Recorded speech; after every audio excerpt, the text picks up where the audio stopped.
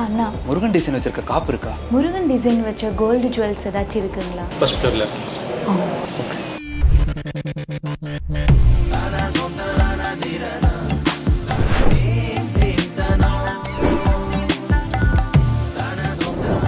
அந்த முருகன் ஜுவல் எடுங்க.